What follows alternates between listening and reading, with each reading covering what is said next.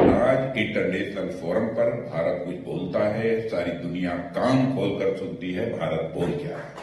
2027 आते आते भारत को की इकोनॉमी को दुनिया की टॉप 3 कंट्रीज में आने से कोई रोक नहीं सकता। हम लोग का लक्ष्य है कि आगामी 5 से लेकर 10 वर्ष के अंदर भारत में गरीब नाम का एक भी व्यक्ति शेष नहीं बचना चाहिए। मैं विश्वास के साथ कह सकता हूं कि इंटरनेशनल कम्युनिटी में भारत का स्टेशन बढ़ा है।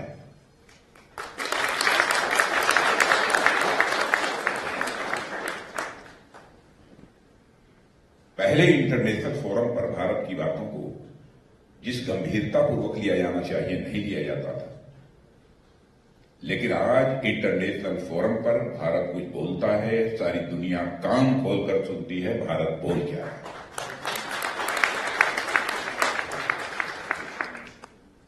यह भारत की हैसियत बनी है।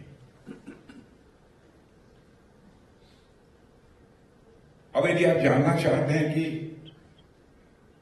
होगा आपको भारत के बारे में, तो वहां के डिफेंस मिनिस्टर हैं राजनाथ सिंह, इनका ये परसेप्शन होगा, इसलिए बोल रहे हैं। भारत और दुनिया का ताकतवर देश है।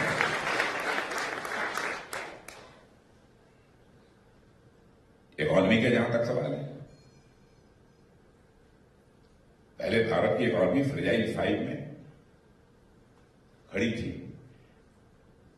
आज हम फेबुलस 5 में आकर खड़े हुए।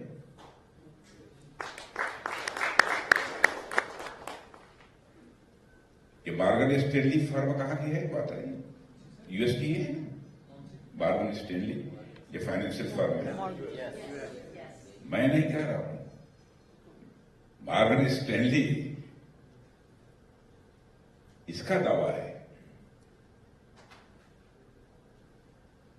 कि 2027 आते आते भारत को की इकोनॉमी को दुनिया की टॉप 3 कंट्रीज में आने से कोई रोक नहीं सकता। टॉप 3 इकोनॉमी ये उन्होंने कहा है। तो आप ये समझ लीजिए कि भारत क्या स्थिति है। और इसमें Bharat one of the fastest growing major economy है।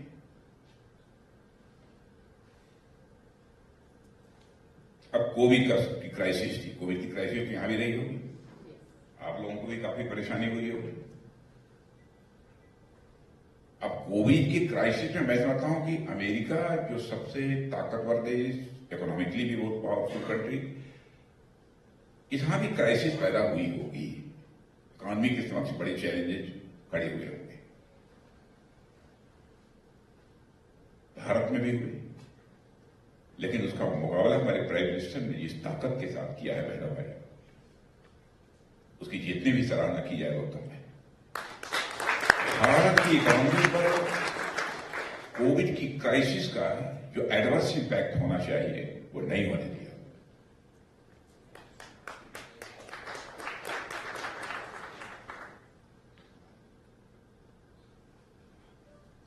और हमारी इकोनॉमी तेजी के साथ आगे बढ़ रही है। और इन 10 वर्षों के अंदर 25 करोड़ लोगों को पॉवर्टी लाइन से बाहर करने में हमारी गवर्नमेंट ने कामयाबी हासिल की।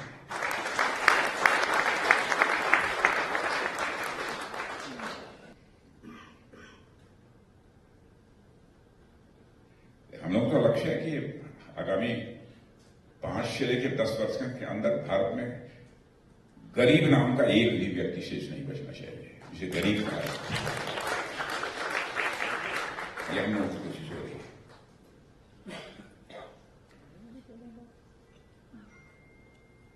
और रेट ऑफ इन्फ्लेशन का जहां तक प्रश्न है, रेट ऑफ इन्फ्लेशन भी भारत में दूसरी कंट्रीज को यदि देखेंगे तो उनके कंपैरिजन में ये काफी कम है। और जुलाई में जो आंकड़े आए हैं उसमें तो रिटेल इन्फ्लेशन यानी महंगाई की दर 3.54% दर्ज की गई है, जो पिछले 5 वर्षों में सबसे निचले स्तर पर है। लेकिन अब अमेरिका में रहने वाले लोग हैं, मैं समझता हूं कि महंगाई का असर थोड़ा बहुत जरूर आप लोगों के ऊपर भी अमेरिका में भी हुआ होगा, यह बात मैं विश्वास के साथ कह सकता हूं। फॉरेन एक्सचेंज रिजर्व यह भी किसी कंट्री की इकोनॉमी की स्ट्रेंथ क्या है, ताकत क्या है, इसको ये बताता है। पहले हमारे यहाँ क्राइसिस थी इसकी। आज हमारा $675 बिलियन के रिकॉर्ड स्तर पर यह हमारा फॉरेक्स जिसे बोलते हैं वो पहुंच चुका है। और एक्सपोर्ट भी हमारे देश में जिस तरीके से हो रहा है आप सब लोग अच्छी तरह जानते होंगे। मैं डिफेंस मिनिस्टर हूं। पहले जितने भी डिफेंस इक्विपमेंट्स और डिफेंस रिलेटेड जितने भी आइटम्स हुआ करते थे तो हम लोग दुनिया के दूसरे देशों से इंपोर्ट करते थे।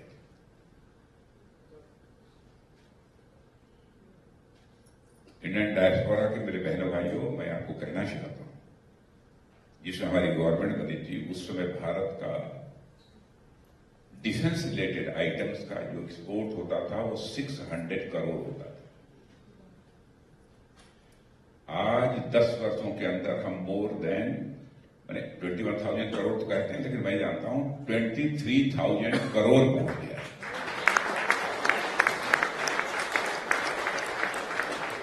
आप ये कहें कैसे होगा? विल पावर चाहिए। आधा काम तो केवल विल पावर से होता है और आधा काम पॉलिसी से होता है, प्लानिंग से होता है। विल पावर ना हो तो आपकी पॉलिसी प्लानिंग सारी धरी रह जाएगी। जिस टारगेट को आप अचीव करना चाहते हैं वो नहीं कर सकते। अब हम लोगों ने मोर देन 5,000 आइटम्स के पॉजिटिव इंडिजिनाइजेशन लिस्ट बनाई है। पॉजिटिव उसका नाम दिया है, इंडिजिनाइजेशन लिस्ट। यह आइटम्स किसी भी सूरत में दुनिया के दूसरों से हम इंपोर्ट नहीं करेंगे। यह सारे आइटम बनेंगे, भारत में बनेंगे, भारतवासियों के हाथों से बनेंगे, भारत की धरती पर ही बनेंगे।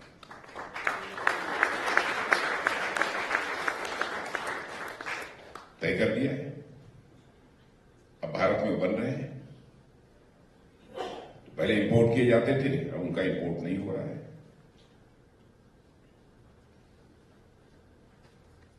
सरकारें काम कैसे करती हैं? अब ईज ऑफ डूइंग बिजनेस को इंश्योर करने के लिए हमारी सरकार ने एक काम किया, आप कल्पना नहीं कर सकते। हमारे यहां जो 40,000 से अधिक, मोर देन 40,000 कंप्लायंसेज जो थे, जिनके कारण कि किसी काम को होने में कठिनाई होती थी, विलंब होता था, ऐसे 40,000 कंप्लायंसेज को समाप्त कर दिया अथवा उसे सिंप्लीफाई कर दिया। तो बिजनेस में ease of doing but natural है कि वो बढ़ेगी। मैं कुछ उदाहरण आपके सामने इसलिए रखना चाहता हूं कि गवर्नमेंट ने क्या क्या किया है कि भारत में यह परिवर्तन आपको आज देखने को मिल रहा है। इन्वायरमेंटल क्लियरेंसेस पहले जो लोगों को प्राप्त होते थे तो मिनिमम 600 डेज लगते थे, और मैं जानता हूं कि इन्वायरमेंटल क्लियरेंसेस लेने में केवल 600 डेज नहीं, इससे भी ज्यादा समय लगते थे। आज आपको कोई इन्वायरमेंटल क्लियरेंस लेना है तो विद इन 75 डेज आपको मिलता रहेगा। सिस्टम में इस तरीके का बदलाव आया है। स्टार्टअप्स की संख्या जो है, हमारी गवर्नमेंट आने के पहले भारत में 400, 500 यही हुआ करती थी, और आज आपको जानकर खुशी होगी कि भारत में स्टार्टअप की संख्या मोर देन 1,20,000 हो गई। और यूनिकॉर्न्स को यदि देखें, जिनकी की पूरी वैल्यूएशन सब मिला लीजिए सब चीजों की लगभग $1 बिलियन के आसपास होती है, मुझे उसे यूनिकॉर्न कहते हैं। यूनिकॉर्न का नंबर देखें तो वो इस समय भारत में अप्रॉक्सिमेटली 120 के आसपास वो भी पहुंच गया है। और केवल हमारे स्टार्टअप इसमें 15 लोगों को जॉब अपॉर्चुनिटी प्रोवाइड कर रहे हैं। स्टार्टअप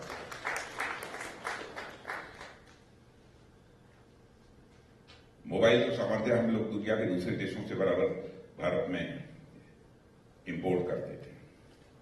अब बहनों भाइयों, आपको जानकर खुशी होगी, अब मोबाइल हम एक्सपोर्ट करने लगे। और मोबाइल एक्सपोर्ट करने वाले दुनिया के हम दूसरे देश